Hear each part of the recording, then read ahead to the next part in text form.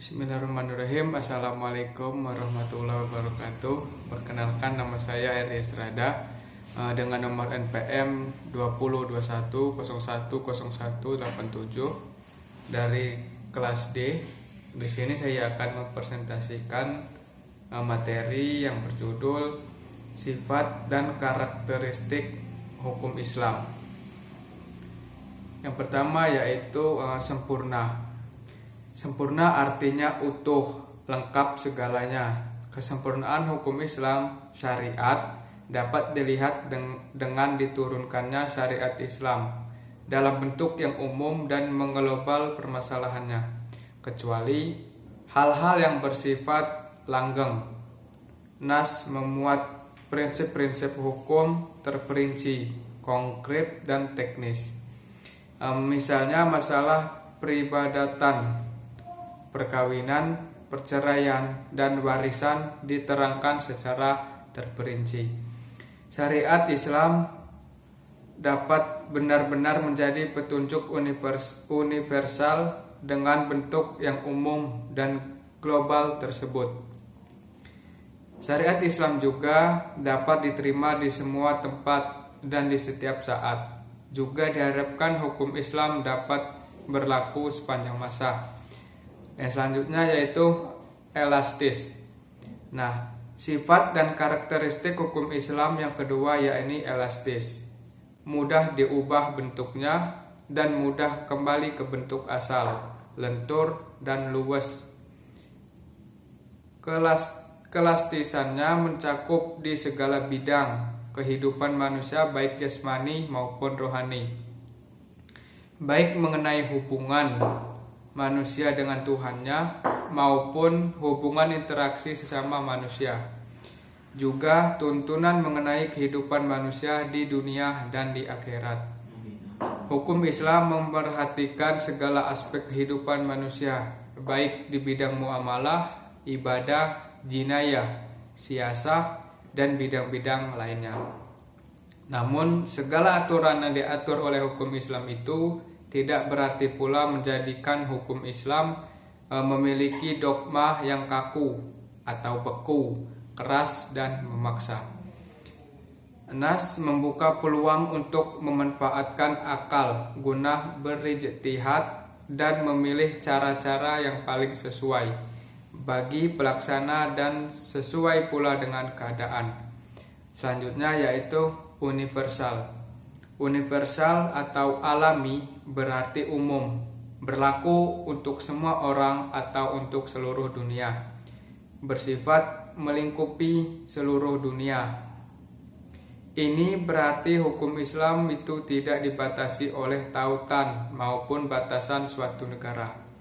Bukti yang menunjukkan bahwa hukum Islam itu mempunyai sifat universal atau tidak harus dikembalikan kepada Al-Quran. Universal hukum Islam ini dinyatakan oleh Al-Quran sendiri yang berbunyi, dan tidaklah kami Allah mengutus kamu Muhammad melainkan untuk menjadi rahmat bagi semesta alam. Quran surat Al-Anbiya ayat 107.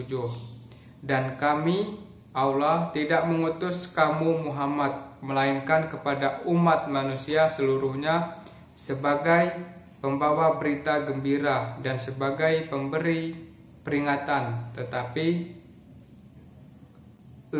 kebanyakan manusia tidak mengetahuinya. Quran surat Al-Sabah ayat 28. Kedua ayat Al-Quran di atas menyatakan bahwa syariat yang dibawa oleh Nabi Muhammad SAW bukanlah dikhususkan untuk orang Arab saja, akan tetapi berlaku bagi seluruh umat manusia yang ada di seluruh dunia. Selanjutnya yaitu dinamis. Dinamis dalam KBBI dijelaskan makna dari kata dinamis adalah penuh semangat dan tenaga sehingga cepat bergerak dan mudah menyesuaikan diri dalam keadaan dan sebagainya. Kedinamisan hukum Islam terletak pada dasar-dasar yang menjadi dasar dan tiang pokok bagi hukum. Dasar-dasar dan pokok-pokok itulah yang menjadi sumbu kekuatan, kelemahan, kemudahan, dan kesukaran dalam menetapkan hukum Islam. Sesuai dengan tabiat manusia yang tidak menyukai beban yang membatasi kemerdekaannya, sehingga manusia memerhatikan beban hukum Islam dengan sangat hati-hati. Manusia tidak akan bergerak untuk mengikuti perintah jika perintah itu tidak dapat menawan hatinya atau mempunyai daya dinamika. Syariat Islam dapat menarik manusia dengan amat cepat, dan manusia bisa menerimanya dengan ketetapan hati. Karena Islam menghadapkan pembicaraannya kepada akal dan mendesak manusia bergerak dan berusaha serta memenuhi kehendak fitrah yang sejahtera. Sebagaimana hukum Islam menuju kepada toleransi, persamaan, kemerdekaan, menyuruh untuk berbuat ma'ruf dan mencegah mungkar. Sendi-sendi dari kedinamisan hukum Islam adalah yang pertama yaitu meniadakan kepicikan, yang kedua menyedikitkan tukfas, yang ketiga mensyariatkan hukum dengan cara berangsur-angsur, yang keempat memperhatikan kemaslahatan manusia, dan yang kelima yaitu mewujudkan keadilan yang merata. Selanjutnya yaitu sistematis. Syariat Islam bersifat sistematis, artinya ia mencerminkan sejumlah doktrinnya bertalian dan berhubungan di antara satu dengan lainnya secara logis. Beberapa lembaganya saling berhubungan satu dengan lainnya. Perintah sholat di dalam Al-Quran selalu diiringi dengan perintah menunaikan zakat. Perintah untuk makan dan minum diiringi dengan kalimat tetapi jangan berlebih-lebihan. Demikian pula dengan lembaganya, pengadilan dalam Islam tidak akan memberikan hukum potong tangan bagi pencuri bila keadaan masyarakat sedang kacau dan terjadi kelaparan. Tidak akan memberikan hukuman rajam bagi pezina dan kebiasaan berpakaian yang belum diterapkan sebagaimana yang dikehendaki oleh hukum Islam itu sendiri. Hukum Islam dengan lembaganya demikian saling berhubungan satu sama lain. Hukum Islam tidak akan bisa dilaksanakan apabila diterapkan sebagian dan ditinggalkan sebagian lainnya. Selanjutnya yaitu hukum Islam bersifat ta'abudi dan ta'akuli. As-Satibi menyatakan bahwa ta'abudi adalah sesuatu di mana tujuan hukum dalam melembagakan hukum untuk membebaskan mu'alaf dari perintah-perintah hawa nafsunya atau hawa, agar dia menjadi hamba Tuhan yang dengan sukarela, ikhtiaran, sebagaimana dia juga hamba Tuhan secara alamiah, yaitu ihtiraran secara terpaksa. Sedangkan ta'akuli adalah sebaliknya.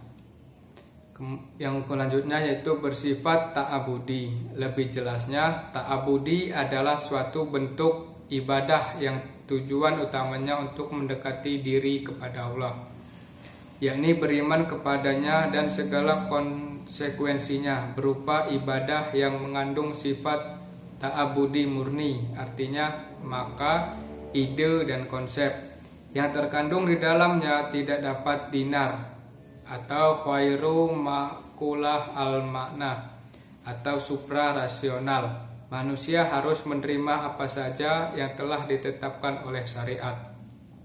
Contohnya, sewaktu Umar melaksanakan haji bersama Rasulullah mencium batu yaitu Hajar Aswad. Melihat hal itu berucaplah Umar, "Kamu hanyalah sebuah batu. Jika aku tidak melihat Rasul menciummu, niscaya tidak akan aku lakukan hal ini." Yang selanjutnya yaitu bersifat ta'akuli. Kedua, yakni ta'akuli berbentuk dalam bidang muamalah. Ta'akuli ini bersifat duniawi yang maknanya dapat dipahami oleh nalar atau makulah al-makna atau rasional. Maka manusia dapat melakukannya dengan bantuan nalar dan pemikiran manusia. Ilat dari muamalah yang bersifat ta'akuli dapat dirasionalkan dengan melihat ada maslahat atau mudarat terkandung di dalamnya. Sesuatu dilarang karena ada kemudaratan di dalamnya dan diperintahkan karena ada maslahat di dalamnya. Sekian video presentasi dari saya. Kurang lebihnya saya minta maaf. Saya akhiri. Wabillahi taufiq wal hidayah. Wassalamualaikum warahmatullahi wabarakatuh.